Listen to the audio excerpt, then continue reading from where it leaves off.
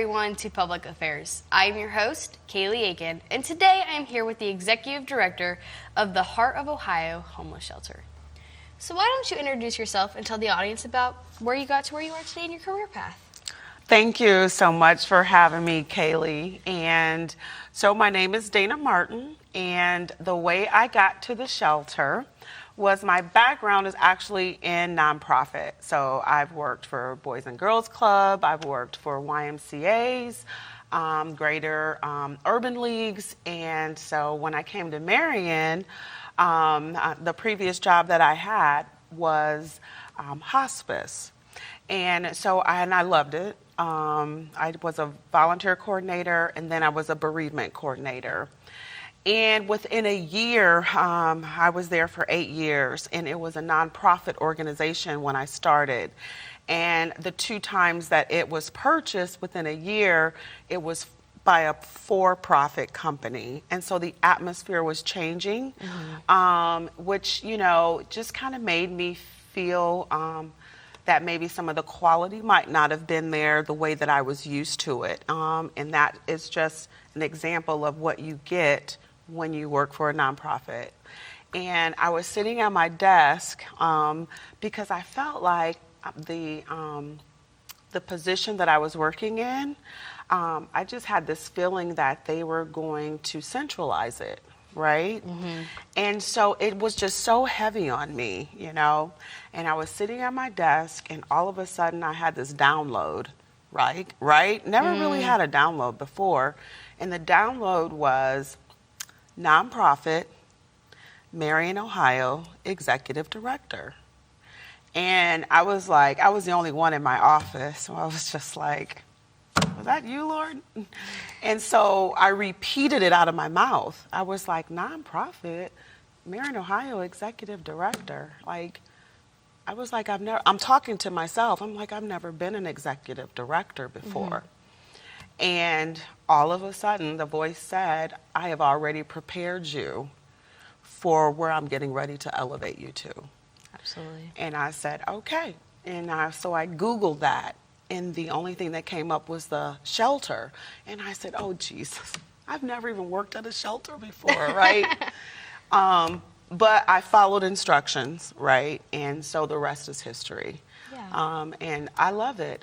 I've learned a lot about the homelessness in our community as well as the state of Ohio.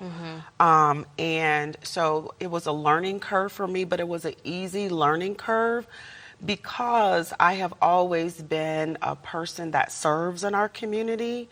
I've been part of the Peace and Freedom Committee here in Marion. We put on the Martin Luther King breakfast. We do an oratorical contest for the youth. Hats Off to You luncheon, those type of things that involve the community. I'm also a trustee for our Marion Public Library. I sit on that board, and I also sit on the board for Marion Public Health Department. So I keep myself, busy in the community, helping where I can. And so it was just an easy transition for me to come into this role. Absolutely. With all of the relationships that I've built over time, has helped tremendously. Yeah. And it has, as well as given me support. So that's just a little bit about myself and kind of how I went from nonprofit to a little bit of corporate, and then was able to go back to nonprofit. Absolutely. It's nice to be diverse in this kind of backgrounds to be able to help you to where you are, actually. Absolutely. Yeah. So what has been your biggest accomplishment in the Marion community? I know you said you do a lot of things. So I would say my biggest accomplishment would be having to be a part of the Peace and Freedom Committee. I think they've been in existence for maybe 16 or 17 years. And being able to watch the growth of what they've been able to do in our community. And I think that's where God was really downloading into me, because of what you've done and what you have already poured into the community, that is your experience. That's what I prepared you for. And, because there was oftentimes I just wanted to give up. because I was tired. Yeah. You know, I'm like, you know, you always see you and just the other few people always put in the work in. And, you know, it's hard to get other people to come in and be helpmates. And, you know, you get that burnout feeling, right? But then your heart comes in and you're like, I can't stop, you know. In order for things to change, I'm not doing this for me, I'm doing it for my community. And so with that being said, my biggest accomplishment is being able to be a part of that committee and being able to use my resources in relationships to apply for grants and get money so that we can continue the vision that our founder had. So as a result of that, we have a building. And that was a partnership with the city and Pillar Credit Union. So we were able to get a building on the west side of town. That was no cost to us, but obviously we still have to pay utilities. So that was huge for us. And then we were able to use some grant money to get a mural put on the back of the building that faces MLK Park. And so that's another addition that we've added to the community, beautification and also representation, because the mural actually represents what we do in a character way, you know, with our breakfast, with our speech competition that we have, empowering women, supporting women that have overcome obstacles in their life. And so you'll see that representation on the mural. So I would say being a part of that organization has been one of the accomplishments that I'm very proud of. I'm glad I didn't give up. Yeah, absolutely. Well, congratulations on your accomplishment, because it sounds like you did a lot for our community already. I had help, but yes. Absolutely. But yes. So what prompted you to start working for the Heart of Ohio Homeless Shelter? I mean, I know you talked a little bit about your download, but what made you choose the homeless shelter? Well, I didn't really choose it. God kind of chose it for me. And, you know, just like I was telling you before, that download, I knew that I wasn't going to be in that position much longer, right? And so when I did the download, when I followed the instructions, and that was the only thing that came up, and when I applied for the job, I wasn't the first choice. And so they had hired, I didn't even get an interview. They had hired someone else, and the person that they hired, I think might have been looking for other employment too at the time. And I think maybe the place he really wanted had called him after he accepted. His first option had a Yeah. And to me, they reached back out to me because they were asking people like, do you know anyone that would like to be the executive director at the shelter? And my pastor just happened to be in that conversation, and she remembered that she wrote a letter of recommendation for me. And so she stated that to the person that was asking. And the next thing I know, she reached out to me and gave that information to whatever group she was talking to. And I got a call and an interview, and then they hired me. And I smile every time I tell that story, because it's just acknowledgement for me that whatever God has for you is for you. No person could have taken that away from me, even though I didn't know that was the role he was wanting me to go into. So even though I wasn't the first choice, and then got called on the second time, when God has something for you, it doesn't matter what the obstacle is, he is going to make it work. Absolutely. And so that's how I knew that it was for me. And I'm very passionate about it. I'm not your traditional person. I look at things differently because I'm so ingrained in our community. And so where I see needs, other people may not see it, and that's fine. But I see things a little bit differently, and so I approach things differently through my work. Absolutely. Yeah. That diversification, like I said, it helped you learn things differently. Yeah. Absolutely.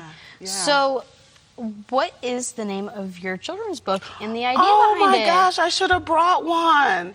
The name of my children's book is Guest Speaker. and everybody says I light up when I talk about the book. So part of one of the initiatives that the Peace and Freedom Committee did was they started Peace and Freedom Publications, right? So out of that, we have 6 women in our community that they've all written books. And they're all published. We have actually gone to, I would say about at least 3 or 4 book fairs. We've been to Columbus, we've been to Dayton, Ohio. We did the Marion Public Library, had a book fair that we did, and we're going to be doing another one at the end of the summer.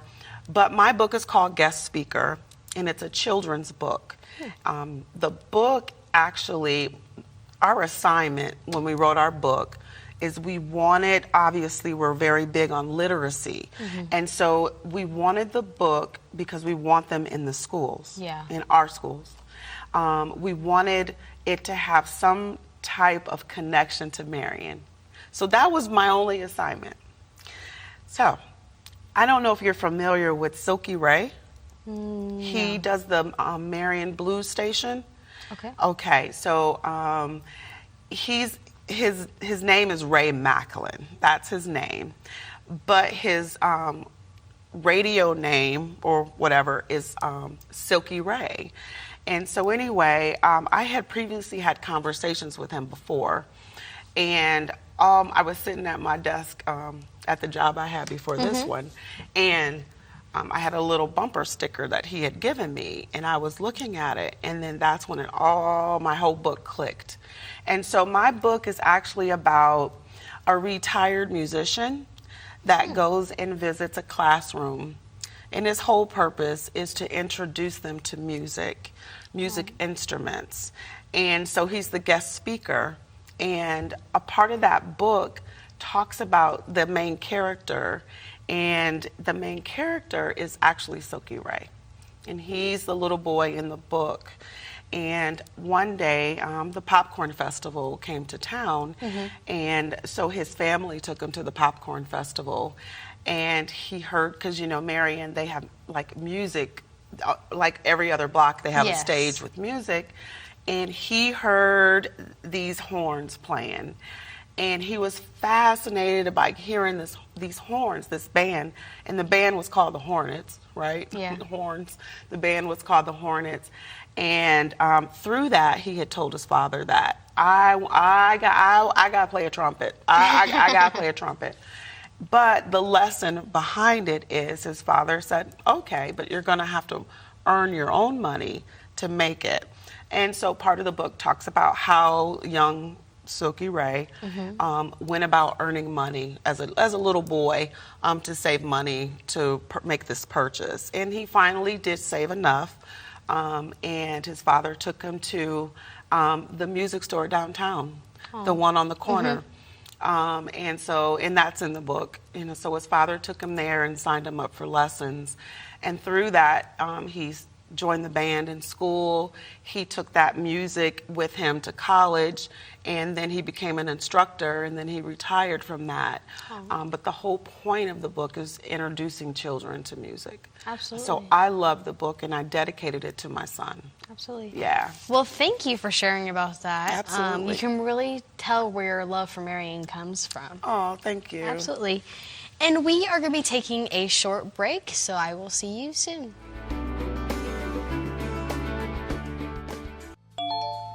Text your request at 800-852-8199. We're praying for you.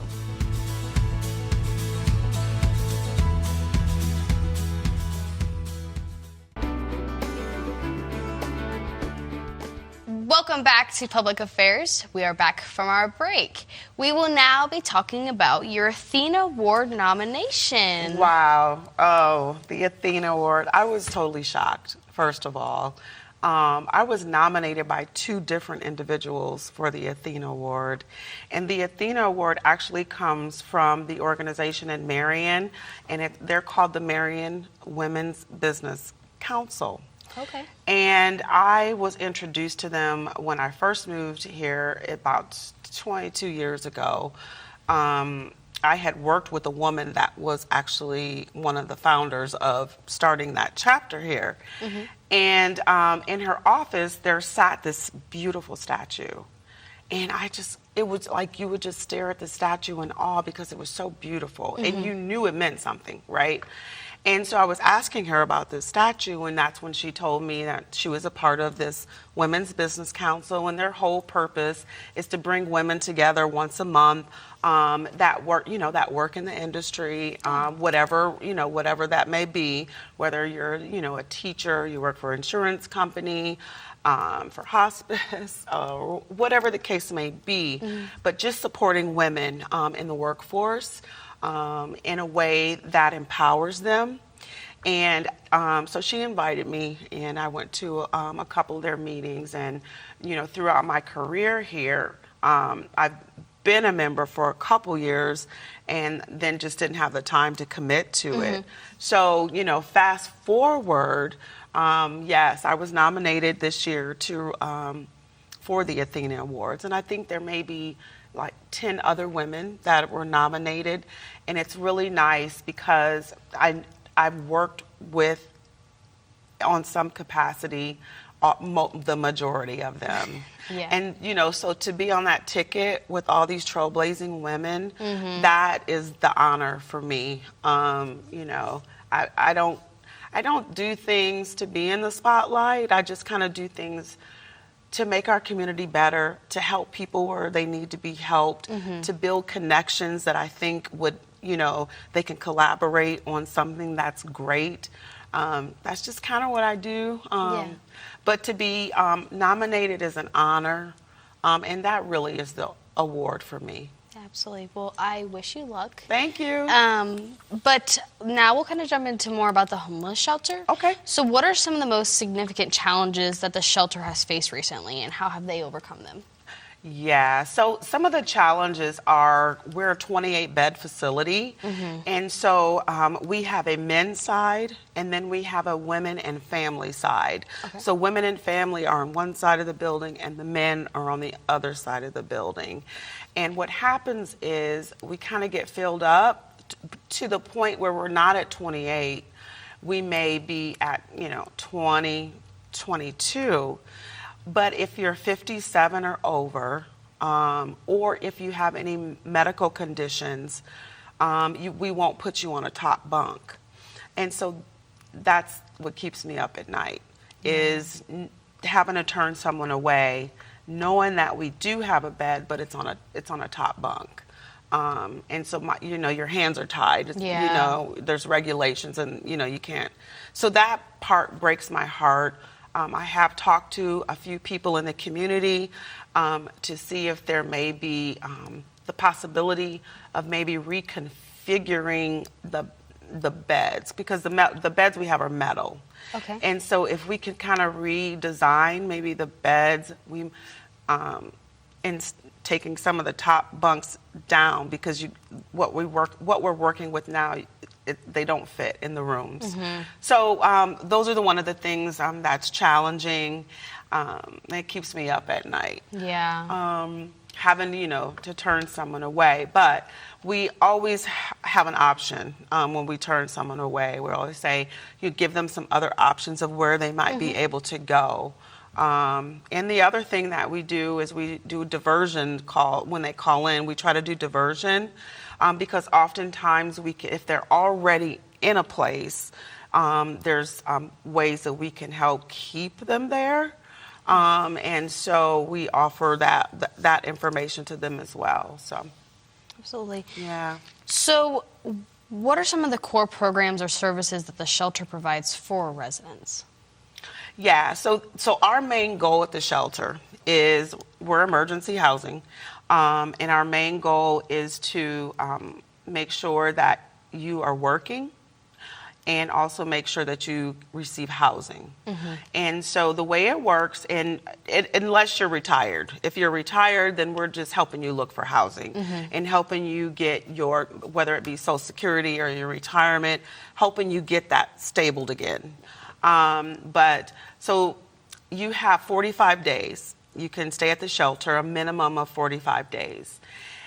if you are following your housing searches and your job searches throughout that time with your case manager, then you can, and you still have it, you're still struggling, you're still Yeah. looking for employment. Because once you find employment, you still need to save that money to put down on an apartment, first and last month and that type of thing.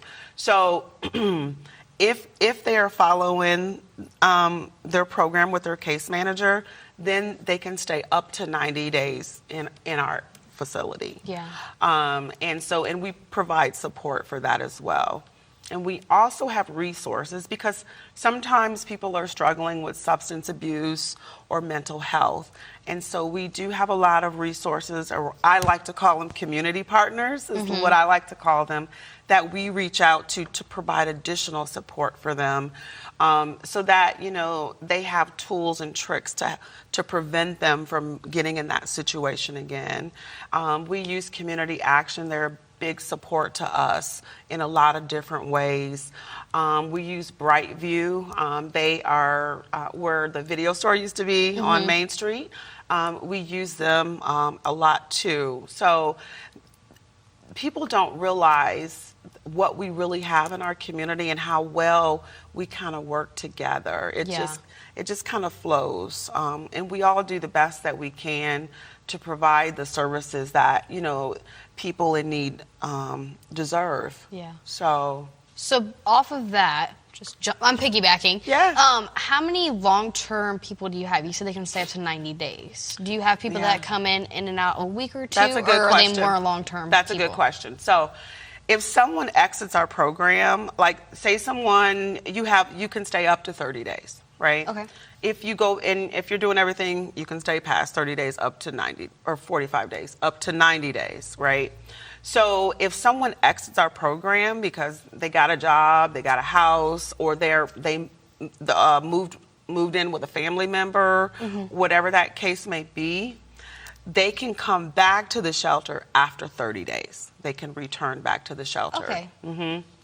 Yeah. So did I answer your question? Yes. So Okay. they can kind of come in and out. Yeah. But it has to be 30 days. Yeah. Okay. I mean, it's nice to get them off their feet. Those programs mainly help the best. But you only said there was 20 beds, so it's hard to probably 28. manage. We can house 28. Okay. Yeah. So yeah, it's hard to get people in and out of there probably.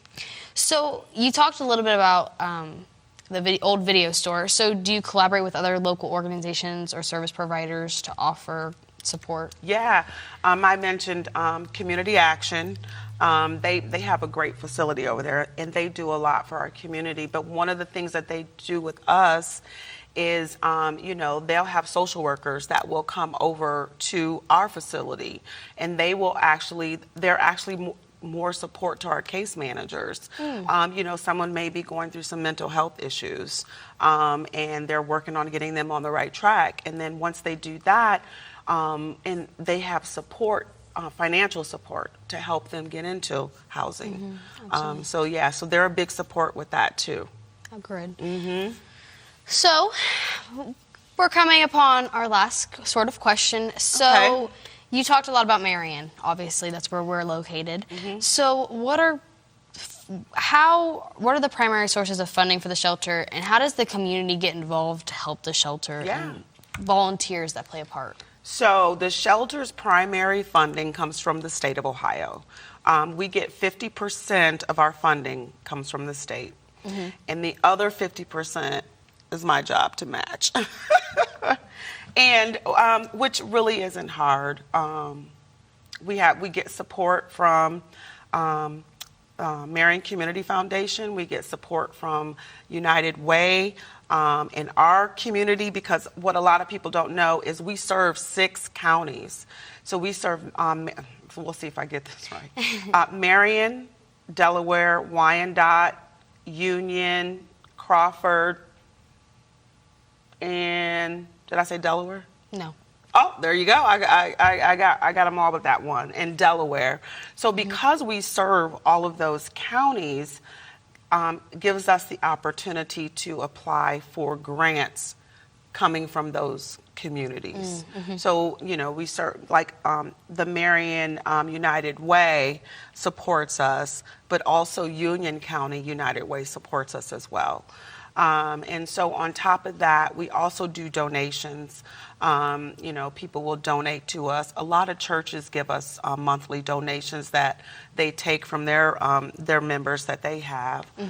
So we get donations from VFWs, even out of Columbus. I mean, we get donations from all over.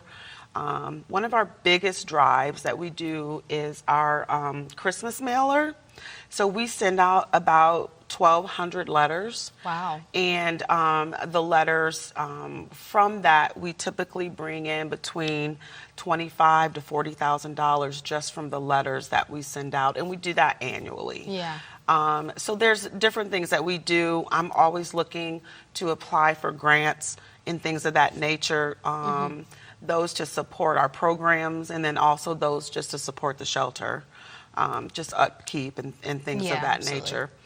We get a lot of support. You know, Whirlpool, we can reach out to them from time to time when we need appliances, because we have two different sides. You know, washing machines and refrigerators and deep freezers and those type of items are very costly for us. Absolutely. So if we can get someone to kind of help supplement some of those costs. And so that's kind of how we meet half of the what the state gives us, that 50%, that's kind of how we meet that. Good. So do you talked a little bit like caseworkers? Case managers. So how are they volunteers, they employees? Like, how do you get people involved? Yeah. So I'll do the first part. So we have 8 employees. We're 24/7. So someone always has to be there.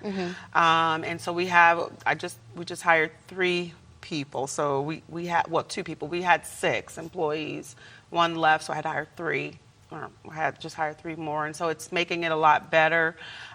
So our shifts could be 12-hour shifts, 10-hour shifts, or 8-hour shifts. It just depends on who needs what, a day off, vacation, how they do that. And I have to say, I've worked a 12-hour shift, like 8 a.m. to 8 p.m. To help out, and it really wasn't that bad. I thought I was going to struggle through it because I was working on, like, in the shelter part, not in my administrative role. But yeah, it was fine. And then on volunteers. So love volunteers. There's always something to do at the shelter. But I like to put it like this. So if you have an organization or a church, and you want to pick a day out of the month where you would just actually come to the shelter and prepare a meal there. Yeah. I will say the Dayspring Church here in Marion, they have a women's group at their church, and once a month they actually come. There's usually 7 to 10 of the women, and then they come and they actually bring part of the meal and prepare some of it there at the shelter, and then they have fellowship with our residents, and then they sit down and then they eat with them. Wow. And you know, to me, that's the connection. We always welcome donations of food that may be left over from an event or something of that nature, and that is awesome too. We can never have enough. But, for someone to take their time out in the evening to come to our shelter and actually serve our residents, that means a lot to them too, and to fellowship with them. So those are some of the ways that people can volunteer. Sometimes there's some organization areas that need attention to at the shelter. So if someone calls when we kind of need that, I'm like, come on in, bring a couple people with you. Yeah. So especially with our donation drive, when those donations come in, we need someone to come and kind of organize that stuff in our garage. So we're always looking for volunteers, and they may have an idea that I don't know anything about as a resource for them to volunteer. So, but yeah, we're always looking for volunteers. Absolutely. Well, thank you, Dana, for coming in. It was nice meeting with you. I learned a lot, and I hope the audience did as well. Yeah. Thank you for having me. Absolutely. And as always, you're watching Public Affairs, and I am your host, Kayleigh Aiken. Thank you.